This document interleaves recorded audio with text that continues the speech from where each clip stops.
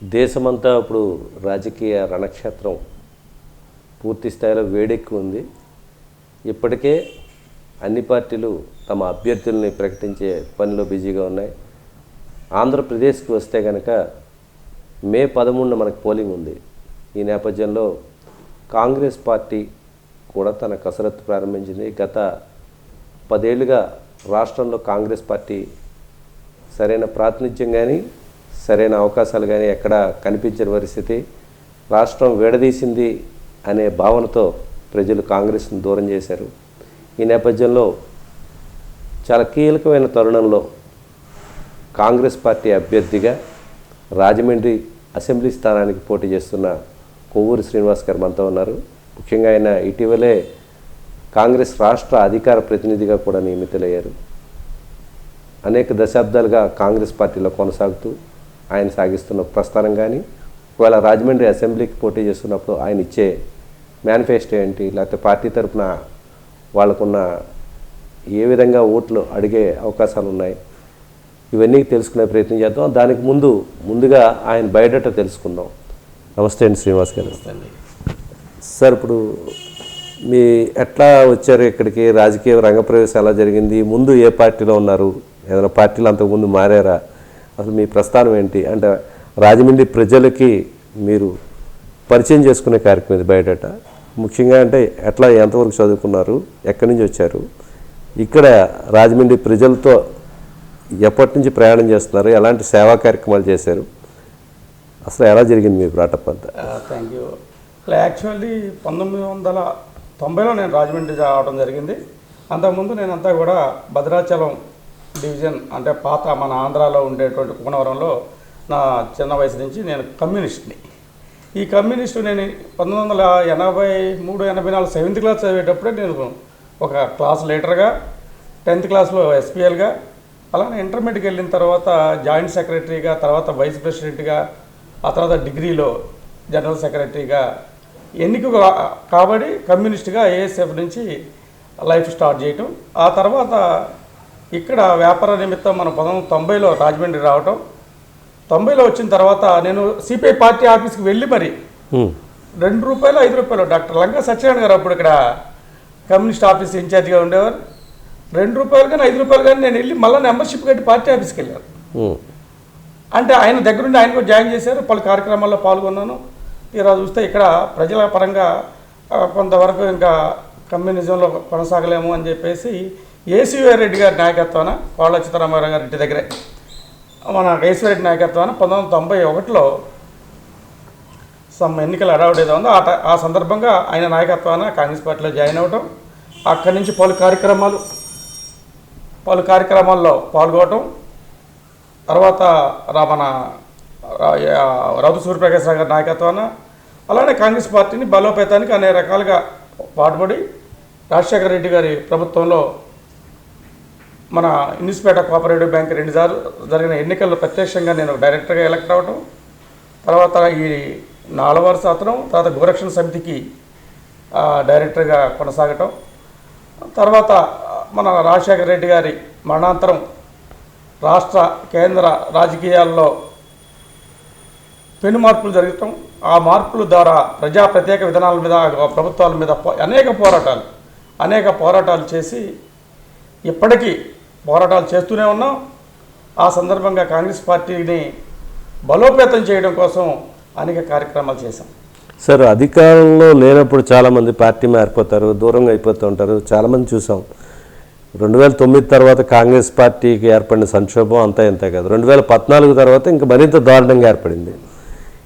అయినా కానీ మీరు పార్టీని అలా 3 దశాబ్దాలకు పైగా భుజాన్ని మోస్తున్నారు. ఎంతోమంది పదవులు అనుభవించి కూడా వెనక్కి వెళ్ళిపోయారు, వేరే వాళ్ళ అవకాశాల కోసం ఇతర పార్టీల్లో జాయిన్ అయ్యారు. మీరు ఎందుకు నిబద్ధతగా అలా ఉన్నారు? నాకు ఎన్నోసార్లు ఆఫర్స్ వచ్చాయి ఈ వార్డు కార్పొరేటర్గా తెలుగుదేశానికి పోటీ చేయమని.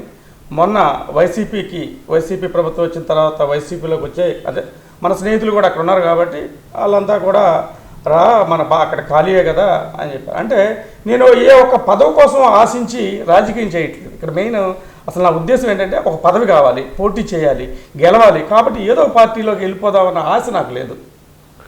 కాబట్టి నేను పార్టీ ఇది నమ్మాను, 3 దశాబ్దాలుగా పార్టీని నమ్మే పార్టీ సిద్ధాంతాలు ఈ దేశానికి కాంగ్రెస్ పార్టీ చేసిందంతా కాంగ్రెస్ పార్టీ చేసింది. ఏం చేసినా కూడా అభివృద్ధి అంతా కాంగ్రెస్ పార్టీతోనే, ప్రాజెక్టులు కానీ కంపెనీస్ కానీ మొత్తం టోటల్గా డెవలప్మెంట్ అంతా కూడా ఈ దేశానికి కాంగ్రెస్ పెట్టిన భిక్ష, ఈ దేశానికి రాష్ట్రానికి కూడా. అందుకని ఇంకా కాంగ్రెస్ పార్టీని వదిలిపెట్టి వెళ్ళాలనే ఆలోచన ఎక్కడా కూడా లేదు. ఆ సందర్భంగా నన్ను హైకమాండ్ కూడా గుర్తించి రాష్ట్ర అధికార ప్రతినిధి ఇవ్వటం, అలానే అప్లై చేయి, అవకాశాన్ని బట్టి మీరు పోటీ చేయాలనే ఒక ఆదేశంతో నేను మొన్న కాంగ్రెస్ పార్టీకి వెళ్ళి అప్లికేషన్ కూడా ఇవ్వడం జరిగింది అసెంబ్లీకి. శ్రీనివాస్ గారు, ఇప్పుడు రాజమండ్రి అసెంబ్లీ నియోజకవర్గంకి వస్తే కనుక ఇప్పటికే ప్రధాన పార్టీలైన వైసీపీ కానీ అటు తెలుగుదేశం పార్టీ బీసీ అభ్యర్థుల్ని తమ అభ్యర్థులుగా ప్రకటించాయి. మీరు ఇప్పుడు ఈ వీళ్ళని ఎదుర్కోవాలంటే కనుక కాంగ్రెస్కి అప్లికేషన్ పెట్టడానికి రీజన్ ఏంటి? మీ సామాజిక వర్గం ఎంతమంది ఓటర్లు ఉన్నారు, ఎట్లా ముందుకు వెళ్ళే అవకాశాలు ఉన్నాయి? బాగా చెప్పారు. ఇప్పుడు యాక్చువల్లీ 2 కూడా బీసీ వర్గాలకే మన ప్రధాన పార్టీలు టికెట్లు వాళ్ళు ఇష్యూ ఆల్రెడీ అనౌన్స్ కూడా జరిగింది. నేను ఒక బీసీగా ఈ నా వర్గానికి సంబంధించి ఇక్కడ ఇంచుమించుగా 30,000 ఓటింగ్ ఉంది. ఈ 30,000 ఓటింగ్ని నేను ఖచ్చితంగా చాలా వరకు ఓన్ చేసుకోగలను. అలానే ఇక్కడ అభివృద్ధి కోసం ఆల్రెడీ మన కాంగ్రెస్ పార్టీ ఇందిరమ్మ పథకం అని చెప్పేసి ప్రతి పేద మహిళకి ఇంటికి 5,000 రూపాయల నెలకు చొప్పున దగ్గర సంవత్సరానికి 60,000-70,000 వచ్చే విధంగా ఒక పథకాన్ని రూపొందించింది. వాటిని ఇప్పటికే మేము జనాల్లోకి తీసుకెళ్ళాం. ఇంకా రానున్న రోజుల్లో మాకు పూర్తి ప్రణాళిక సిద్ధమవుతూ ఉంది. అంతేకాకుండా మన రాజమండ్రి ఈ డివిజన్ చూసినట్టయితే Kakinada to Rajahmundry to Kakinada ADB రోడ్లో పారిశ్రామిక వాడ ఇంతకుముందు నామినల్గా వచ్చింది. దాన్ని పూర్తి స్థాయిలో అక్కడ కేంద్రంలో కాంగ్రెస్ ప్రభుత్వం, ఇక్కడ కూడా కాంగ్రెస్ వచ్చినట్లయితే ఖచ్చితంగా మేము ప్రత్యేక హోదా ఇచ్చి దాని ద్వారా పరిశ్రమలకు రాయితీలు వస్తాయి. కాబట్టి ఆ పారిశ్రామిక వాడలో పరిశ్రమలు అనేకం తీసుకురావడానికి ప్రయత్నం చేసి ప్రత్యేక హోదా ద్వారా తీసుకొచ్చి ఉద్యోగస్తులకి నిరుద్యోగులందరికీ కూడా ఒక అవకాశం వచ్చే విధంగా ఈ ఏరియా నుంచి వలసలు పోకుండా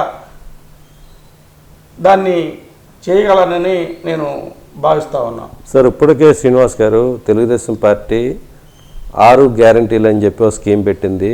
తెలంగాణ కానీ కర్ణాటకలో కాంగ్రెస్ విజయాల నుంచి వచ్చిన మేనిఫెస్టో నుంచి వచ్చిన అంశాలనే ఇట్లా చేసింది అని వైసీపీ కూడా ఆరోపించింది. చాలా హామీలు, మీరు ఇచ్చిన హామీలే తెలుగుదేశం పార్టీ మేనిఫెస్టోగా ప్రజల ముందుకు వెళ్తుంది. మీరు దీన్ని ఏ విధంగా తిప్పికొడతారు? అదేనండి, వీళ్ళంతా చూస్తూ ఉన్నాం. 2019లో బీజేపీతో పొత్తులు పెట్టుకొని పొత్తులు ఎందుకు విడిపోయాం, మళ్ళీ ఇప్పుడు కొత్తగా అక్రమ సంబంధాల కొత్త పొత్తు ఎందుకు పెట్టుకున్నామని చెప్పలేని తెలుగుదేశం జనసేన కూటమి, ఓ పక్కన వైసీపీ. ఇవాళ ఒక్క రోడ్లు కానీ కనీస డెవలప్మెంట్ కానీ నిరుద్యోగులకి ఉద్యోగాలు కానీ నువ్వు ప్రకటిస్తానన్న మెగా డిఎస్సి, అసలు డిఎస్సీయే లేదు. 5 ఏళ్ళు అయిపోయింది. హడావుడిగా ఎన్నికల కోసం నువ్వేదో డిఎస్సి అని ఒక నోటిఫికేషన్ ఇచ్చేసి దాన్ని తాత్కాలికంగా ఏదో నడిపేసి దాన్ని చేతులు దులుపుకున్న పరిస్థితులు. వీళ్ళు ఇద్దరిని ఇవాళ ప్రజలు నమ్మే పరిస్థితిలో లేరు.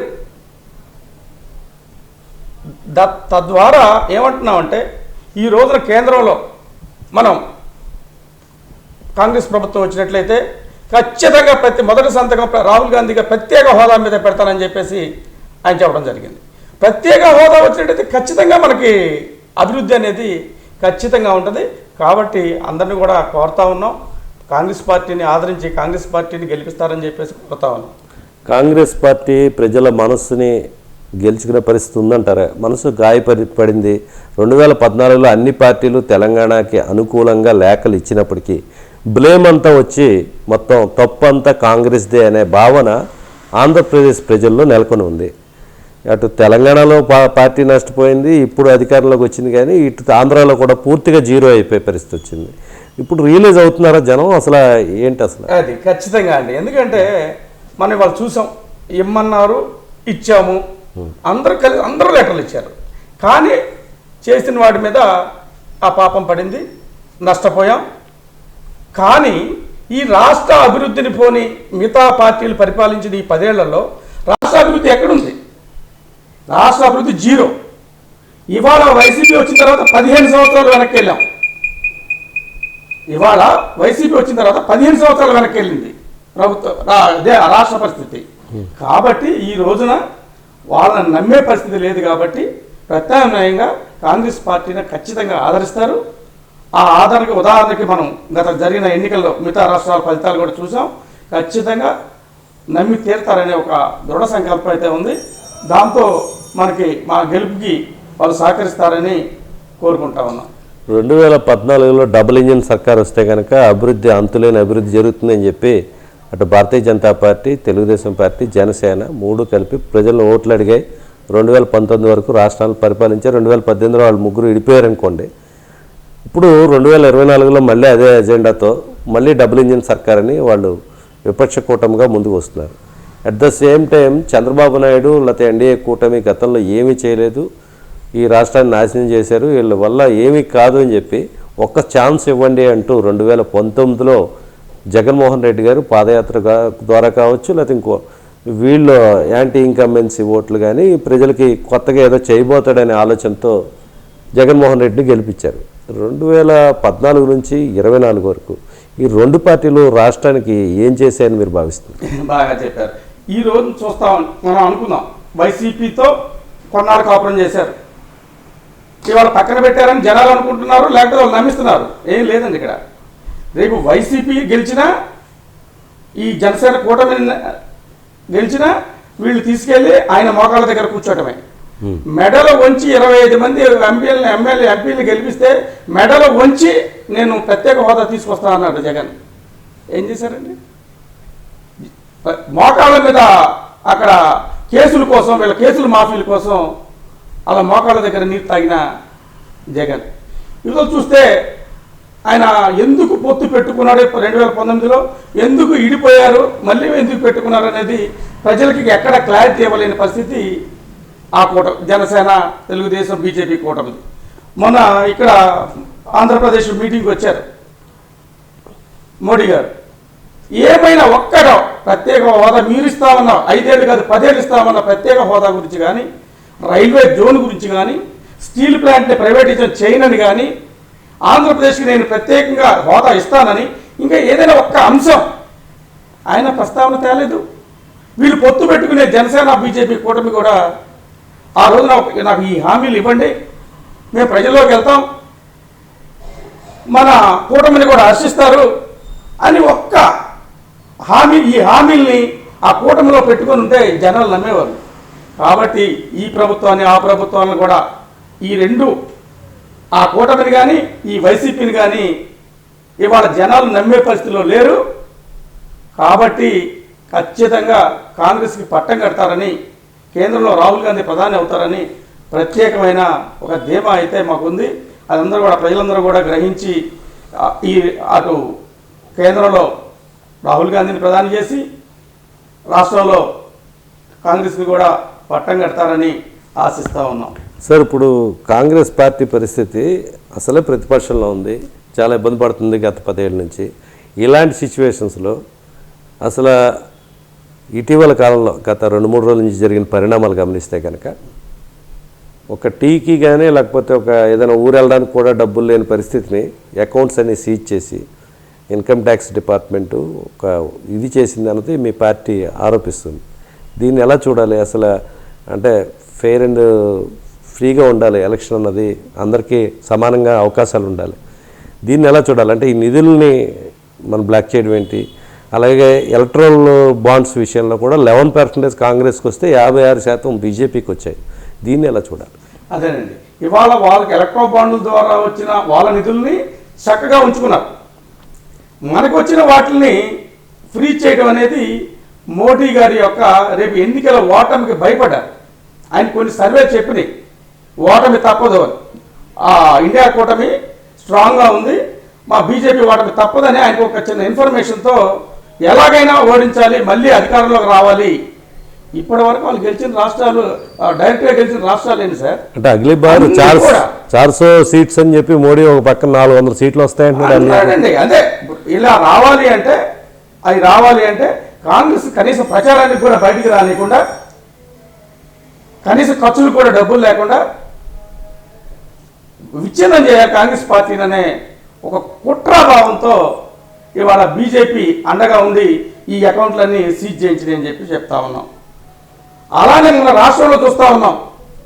ఈ ఎన్నికలకి వాళ్ళు ఎవరికైనా భయపడి వాళ్ళది వాళ్ళ 34 సీట్కి పరిమితం అవుతామని చెప్పేసి ఆ జగన్కి భయం వేసి ఈ రోజున అధికారాన్ని వినియోగించి వాలంటీర్ లేని కార్యకర్తలతో సహా వీళ్ళ కార్యకర్తలండి ఆ ఉద్యోగాలు చేసుకోనివ్వకుండా ఇలా సొంత పనులకి, ఎన్నికల పనుల మీద వాళ్ళని వాడుకొని ఆ ఫండింగ్ పంచడం కోసం లేకపోతే చేయడం కోసం వాళ్ళని అధికార దుర్వినియోగానికి పడుతూ ఎన్నికల కోడ్ని వాళ్ళు పట్టించుకోకుండా చేస్తే ఈ రోజున 21 మంది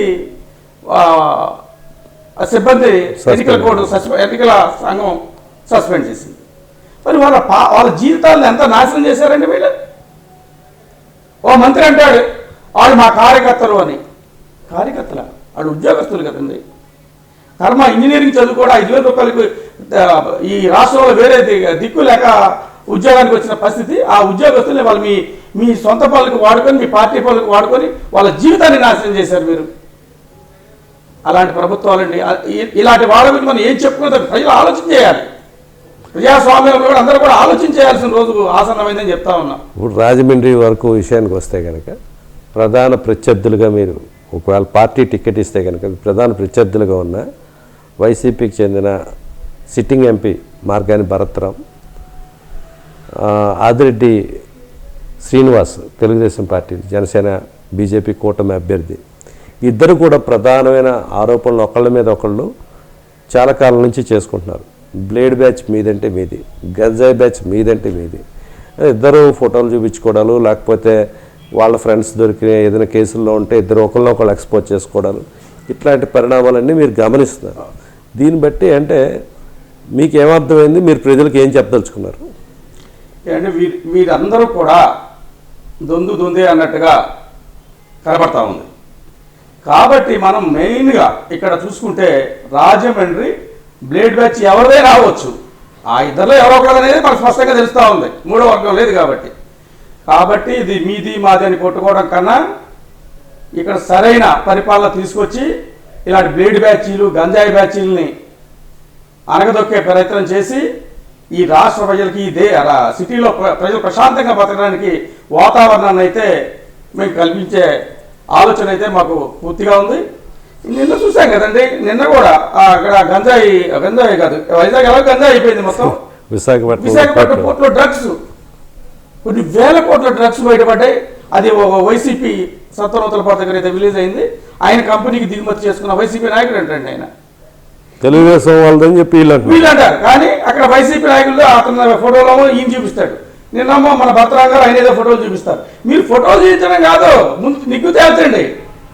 నిగ్గు తేల్చి ఈ రాష్ట్రం, ఈ సిటీ అన్నీ కూడా ప్రశాంత వాతావరణం ఉండే విధంగా మీరు అందరూ కూడా పనిచేయాలని చెప్పేసి కోరుతా ఉన్నా. ఇప్పుడు మీరు గతంలో చూశారు, 10 ఏళ్ళు కాంగ్రెస్ గవర్నమెంట్ ఉంది, రౌతు వెంకటేశ్వరరావు గారు కాంగ్రెస్ ఎమ్మెల్యేగానే పనిచేశారు. అప్పుడు ఇంత ఈ హడావుడి బ్లేడ్ బ్యాచ్లు, గంజా బ్యాచ్ల గురించి పెద్ద టాపిక్ ఉండేది కదా. ఏంటి రీజన్ అంటే? ఏం లేదండి, ఆయన కంట్రోల్ అంటే వీళ్ళని కార్యకర్తలని వాళ్ళ వెనక ఉంచుకోవడం కోసం ఈ బ్యాచ్లు ప్రోత్సహిస్తూ ఉన్నారండి. ఎవరైతే వాళ్ళకి ఇలాంటి బ్యాచ్లు అంటే భయపెట్టి భయప్రాంతులు చేసి తన కొట్లాట్లకైనా రెడీగా ఉండే కార్యకర్తలు రెడీ చేసుకుంటా ఉన్నారు ఎవరైతే దీన్ని ప్రోత్సహిస్తూ ఉన్నారో వాళ్ళు. కానీ కాంగ్రెస్ పార్టీలో ఉన్న రౌసూర్ ప్రకాష్ సౌమ్యుడైన డెవలప్మెంట్, మార్కెట్లో మనిషి, డెవలప్మెంట్ కావాలి మనకి. సోనియా గాంధీ గారి నాయకత్వాన, అప్పుడు రాజశేఖర రెడ్డి గారి నాయకత్వాన రాష్ట్రంలో ఒక అభివృద్ధి వైపు ఆలోచించిన కాంగ్రెస్ పార్టీ ఎమ్మెల్యే రౌసూర్ ప్రకాష్ గారు మహానుభావుడు. ఆయన అలాంటి వాళ్ళు ఇప్పుడు కాంగ్రెస్ పార్టీలో లేకపోవడం అనేది తీరం లోటుగానే భావిస్తూ ఉన్నాం. ఉండవల్లి అరుణ్ కుమార్ గారు కానీ, రౌసూర్ ప్రకాష్ గారు కానీ, ఇలాంటి వాళ్ళంతా కూడా పార్టీలో ఉంటే బాగుండేదని అప్పుడప్పుడు అనుకుంటా ఉంటాం. అంటే గర్వాపిసే అని చెప్పి మళ్ళీ వచ్చేయమంటారు వీళ్ళందరినీ? ఖచ్చితంగా అంటే రావాలని కోరుకుంటున్నాం. మాకు మొన్న అంటే బహుశా మా ఏపీ ఇన్ఛార్జి రావటం మాకు లేట్ అయింది. కొద్దిగా ముందు వచ్చి ఉంటే వీళ్ళంతా వచ్చేవారేమో అని ఒక భావన అయితే మాలో ఉంది. కానీ ఎప్పటికైనా అందరూ కూడా కాంగ్రెస్ పార్టీలోకి వచ్చి కాంగ్రెస్ పార్టీని ఇంకా ముందుకు తీసుకెళ్లాలని చెప్పేసి భావిస్తా ఉన్నాను నేనైతే. సార్, ఇప్పుడు మీ ప్రధాన ఎజెండా రాజమండ్రి వాసులకి మీరు ఇచ్చే ఎన్నికల మేనిఫెస్టో, లోకల్ మేనిఫెస్టో ఏమైనా ఉంది? మీ మైండ్లో ఏముంది? రాజమండ్రిని ఎట్లా డెవలప్ చేయాలన్న ఆలోచనలు ఉన్నాయి? మెయిన్గా రాజమండ్రి డ్రైనేజ్ వ్యవస్థ అస్సలు బాగాలేదు సార్. రోడ్లు కానీ డ్రైనేజ్ కానీ అసలు ఎక్కడా కూడా, అసలు దోమలతో డెంగ్యూలో మన మరణాలు చాలా ఎక్కువ ఉన్నాయి. సిటీలో బయటికి రానివ్వట్లేదు. డెంగ్యూ మరణాలు చాలా ఎక్కువగా ఉన్నాయి. అంటే కేవలం దోమ, అంటే డ్రైనేజీలు లేకపోవడం. మెయిన్ డ్రైనేజ్ మీద, వాటర్, డ్రింకింగ్ వాటర్ మీద, రోడ్ల మీద మెయిన్ దృష్టి పెట్టి నిరుద్యోగులకి ఉద్యోగాభివృద్ధి వచ్చేటట్టుగా, ఉద్యోగ అవకాశాలు వచ్చే విధంగా పారిశ్రామిక వాటిని డెవలప్ చేయించాలనేది ఒక ఆలోచన అయితే చాలా స్పష్టంగా నా మనసులో, నా సొంత ఎజెండాగా నాకు ఉంది. ఇంకా పార్టీవి ఇంకా చాలా వస్తాయి కాబట్టి ఖచ్చితంగా ప్రజలు ఆదరించాలని కోరుకుంటా ఉన్నాం. సార్, ఇప్పుడు వైఎస్ఆర్ లెగసీని వైఎస్ఆర్ కాంగ్రెస్ పార్టీ తీసేసుకుంది. అలాగే ఎన్టీఆర్ లెగసీని చంద్రబాబు నాయుడు గారు తీసుకున్నారు. అంటే ఆ పార్టీ ఆయనది కాదని చెప్పి ఆ పార్టీలో కూడా తిరుగుబాటుదారులు చెప్తూ ఉంటారు. అంటే ఎన్టీ రామారావు ఏదైతే కూడు గూడు గుడ్డ అని చెప్పారో ఆ ఆశయాలేమి చంద్రబాబు నాయుడు పూర్తి భిన్నం అని. అదేవిధంగా రాజశేఖర్ రెడ్డి ఆ ఐడియాలజీ కానీ అది కానీ జగన్మోహన్ రెడ్డి ఓన్ చేసుకున్నారు. ఇప్పుడు షర్మిలారెడ్డి వచ్చారు. వాస్తవానికి కాంగ్రెస్ పార్టీలో ఉన్నప్పుడే ఆయన ముఖ్యమంత్రి హోదాలో చనిపోయారు. మీరు ఎందుకు ఓన్ చేసుకోలేకపోతున్నారు? అంటే ఆ టైము కరెక్ట్గా చెప్పాలి అంటే అతను కొడుకుగా ఆ పార్టీని ఓన్ చేసుకున్నాడు. చనిపోయిందే ఆయన కాంగ్రెస్ పార్టీ ముఖ్యమంత్రి, అభివృద్ధి చేసిన ముఖ్యమంత్రి. రాహుల్ గాంధీని ప్రధాని చేద్దామని ప్రత్యేక ఆలోచన, ప్రత్యేక భావన ఉన్నటువంటి నాయకుడు వైఎస్ రాజశేఖర రెడ్డి గారు. ఆయన మరణం అంటే కేవలం కొడుకుగా దాన్ని క్యాష్ చేసుకున్నాడు. ఆ రోజే కొడుకుగా క్యాష్ చేసుకోవడానికి కారణం కూడా ఏం లేదు. ఆ చనిపోయి శవం ఇంకా ఇంటికే రాలేదు. సంతకాలు మొదలెట్టేసినటువంటి కొడుకు జగన్మోహన్ రెడ్డి. అంటే అది కూడా కుట్ర అని చెప్పి మధ్య సినిమాల్లో ఏదో చూపించారు. ఏది కుట్ర? సంతకాలు పెట్టించుకోవడం కుట్ర. ఎవరో కావాలని చేసిన కుట్ర. అందరికి పబ్లిక్ ఇప్పుడున్న ఆయన అనుకున్న మంత్రులకి చాలా మందికి తెలుసు. ఎవరైనా శ్రీకాకుళం ప్రసాద్ ఆయన ఆయన నటిగా మాట్లాడుతున్నారు. బొత్స సత్యనారాయణ గారు నువ్వు పెట్టించుకోలేదు నాకు కావాలని చెప్పి గొడవ పెట్టేటువంటి ముఖ్యమంత్రి ఆయన, మంత్రి అయినా వాళ్ళందరూ బూతులు తిట్టిన వాళ్ళంతా ఇవాళ పక్కన ఓట్ బ్యాంకింగ్ కోసం లేకపోతే ఇవాళ ప్రత్యేకంగా ప్రభుత్వాన్ని కొనసాగాలని ఏదో డ్రామాలు ఆడుతూ ఉన్నారు తప్ప అది. కాకపోతే ఇక్కడ ప్రజల మనోభావాలు ఎక్కడ దెబ్బతిన్నాయి అంటే వెంటనే చనిపోయిన వెంటనే కొడుకు రన్నింగ్లోకి వచ్చేయటం, ఆ వెంటనే దాన్ని ఆ నాన్నగారి ఫోటో పెట్టుకుని హక్కు ఆయనకు ఉంది కాబట్టి అది వైసీపీయా కాంగ్రెస్ అనేది ప్రజలు అప్పుడు ఆలోచించలేకపోయారు. ఇప్పుడు ఆలోచిస్తూ ఉన్నారు. ఆయన ముఖ్యమంత్రి, కాంగ్రెస్ ముఖ్యమంత్రిగా చనిపోయారు. ఆయన పెట్టిన పథకాలు, వీళ్ళు ఇప్పుడు ఉన్న పథకాలు కానీ పెట్టిన పథకాలు కానీ అది కాంగ్రెస్ ప్రభుత్వం ఆయనకి ఇచ్చిన అవకాశాన్ని ఆయన వాడుకొని ఆ పథకాలన్నీ కూడా పెట్టారు అనేది ఇప్పుడు జనాలు ఆలోచిస్తూ ఉన్నారండి. అంటే జగన్మోహన్ రెడ్డిని జైల్లో పెట్టించుకున్న ఉండుంటే కనుక ఆయనకి అంత ఇమేజ్ రాకపోదును, ఆ సింపతి ఓట్గా కన్వర్ట్ అయింది అన్నది ఒక వాదన ఉంది. ఎంతవరకు కరెక్ట్? అది నేను దాన్ని అంతగా కానీ దాన్ని నమ్మను కానండి. కాకపోతే ఒకటి, ఇవాళ రాజకీయాలు ఎలా తయారైనాయి అంటే ఇమీడియట్లీగా టికెట్ కావాలి, ఇమీడియట్లీగా గెలిచే పార్టీ కావాలి, ఇమీడియట్లీగా రాజకీయ లబ్ధి పొందాలి. దాంట్లో భాగంగా ఆయన పార్టీ పెడతాం. ఈ కాంగ్రెస్లో ఉన్నటువంటి ముఖ్య నాయకులు, చాలామంది నాయకులంతా వలసపోవటం ఆయనకి కలిసి వచ్చింది తప్ప కాంగ్రెస్ పార్టీ ఏదో ఆయన చేసింది, ఏదో చేయలేదు. ఆయన ఎవరిని చేయనిచ్చారని ముఖ్యమంత్రిగా నేను అసలు కాంగ్రెస్ పార్టీ ఆలోచించుకునే టైం కూడా ఇవ్వలేదు. నీకు ఎందుకు ఇవ్వాలి ముఖ్యమంత్రి వెంటనే? అంటే కాంగ్రెస్లో ఉన్నప్పుడు జగన్ కడిగిన ముత్యం, కాంగ్రెస్లో లేనప్పుడు ఆయన మురికి కోపం అనే విధంగా కాంగ్రెస్ ఒక టార్గెట్ చేయడానికి ఆ విధంగా చూస్తారు. అంటే జనంలో ఆ భావన ఉంది. ఎప్పుడు అనలేదు సార్ కాంగ్రెస్ పార్టీ స్పష్టంగా. అతను మురికి అనలేదు, అతను మంచోడు అనలేదు. అతను మంచోడు అంటానికి అతను గెలిచి ఎన్నాళ్ళు ఉన్నాడు సార్ పార్టీలో. అతను ఎంపీగా గెలిచి వాళ్ళ నాన్నగారు వెనక చాటున ఉండి ఆయన వ్యాపార సామ్రాజ్యాన్ని ఆయన విస్తరించుకున్నాడు తప్ప పొలిటికల్ ప్రత్యక్ష రాజకీయాల్లోకి వచ్చి ఆయన ఉన్నది ఎప్పుడైనా మేము దాన్ని టార్గెట్ చేస్తుంది మన కాంగ్రెస్ పార్టీ. ఆయన ప్రత్యక్ష రాజకీయాల్లో లేనేలేడు సరిగా. ఎంపీగా గెలిచారు, ఆయన వ్యాపార సామ్రాజ్యాన్ని విస్తరించుకుంటూ ఇవాళ దొరికిపోయి జైల్లో ఉండడానికి కూడా ఆ వ్యాపార సామ్రాజ్యమే కదండి.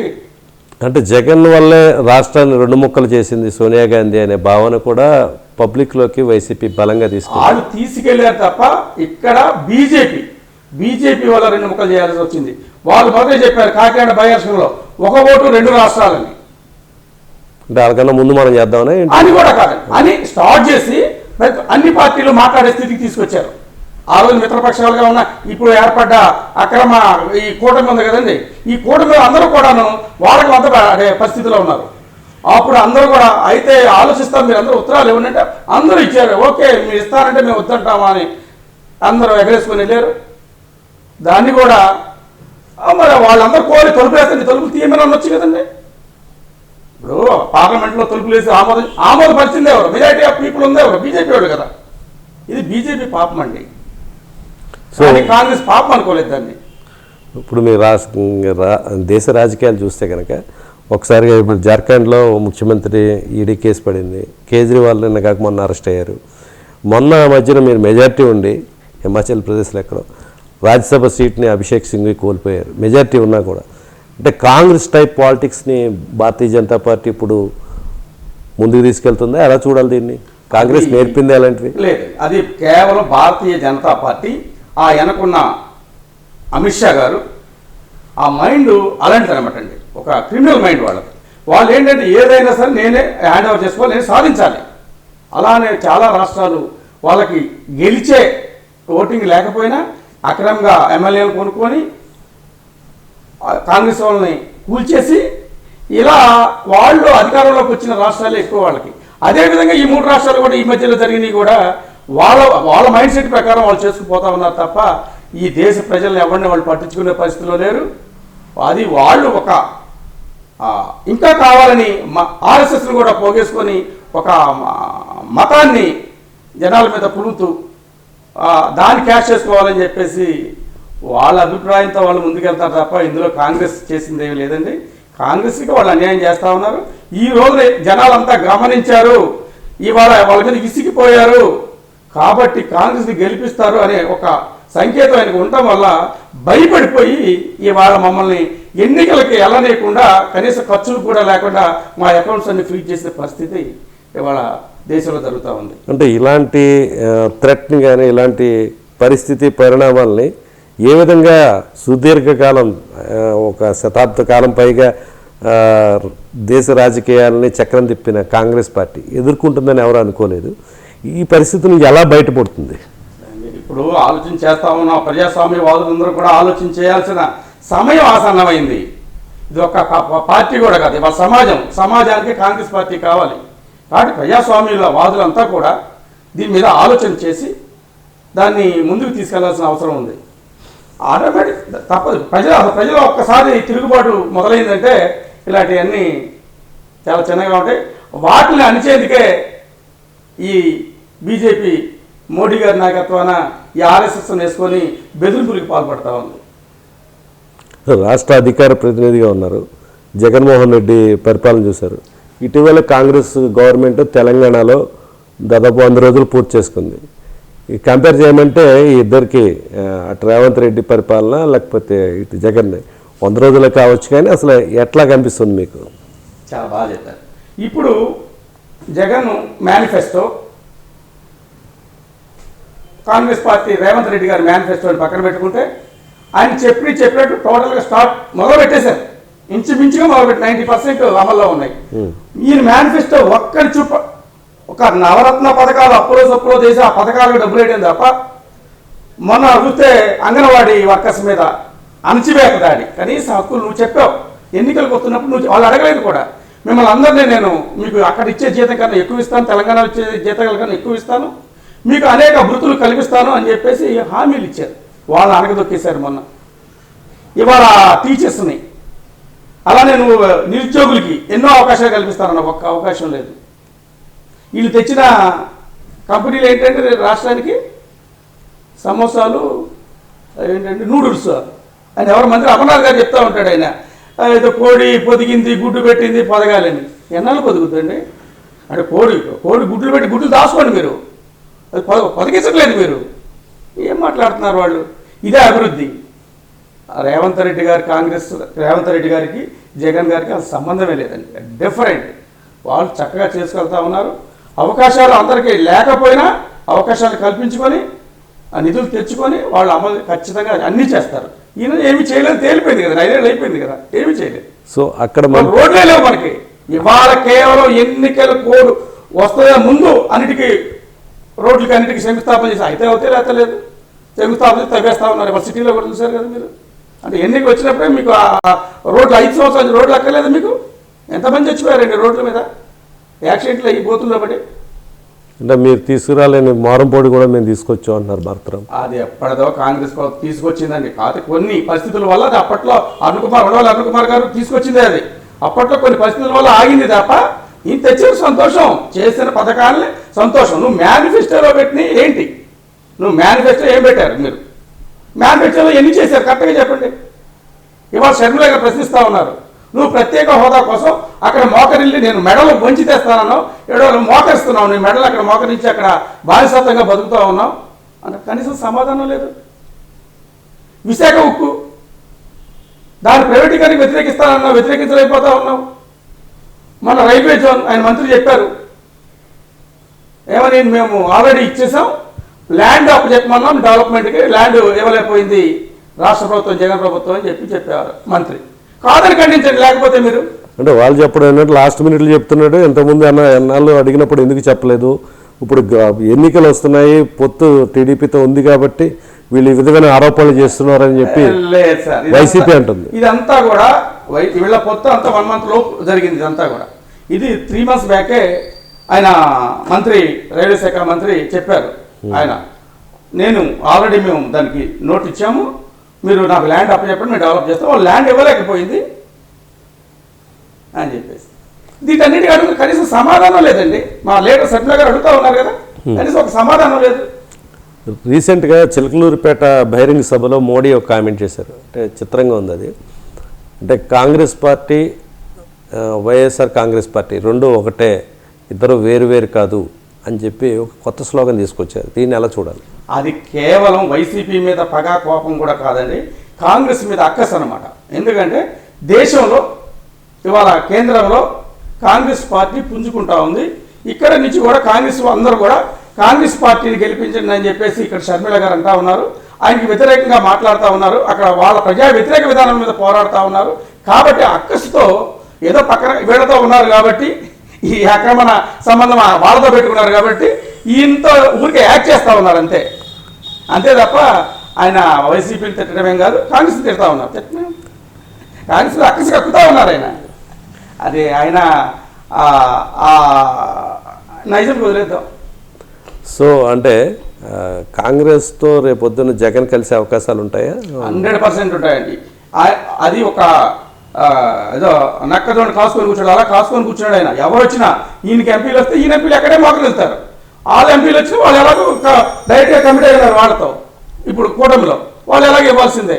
ఎవరు వచ్చినా సరే మాకు ఎంపీలు కావాలి, ఈ దేశాన్ని మేము గుత్తాధిపతంగా దోచుకోవాలి అని వాళ్ళ మా మోడీ గారి యొక్క ప్రధాన లక్ష్యం అండి. ఆ బీజేపీ నాయకుల లక్ష్యాలు అవి.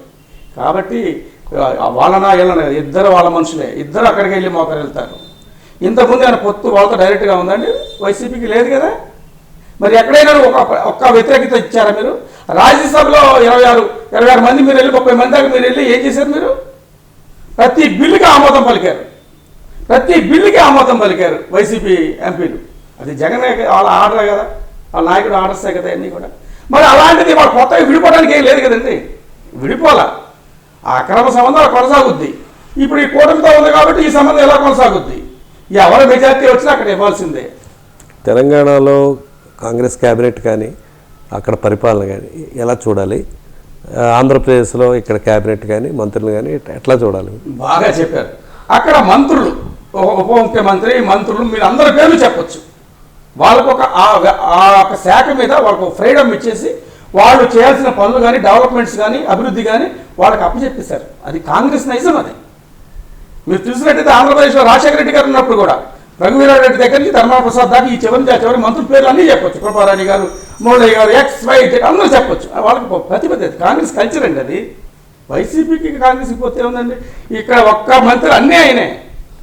ఎవరైనా సలహాదారు సజ్జల ఆయన మాట నిలబడతా ఉంటే ఇక బూతుల పురాణం ఆయన ఎవరో కొడాలి నాని గారు, నువ్వు తిడడానికి నువ్వు తిట్టు, అని ఆయనకి అప్పచెప్పారు.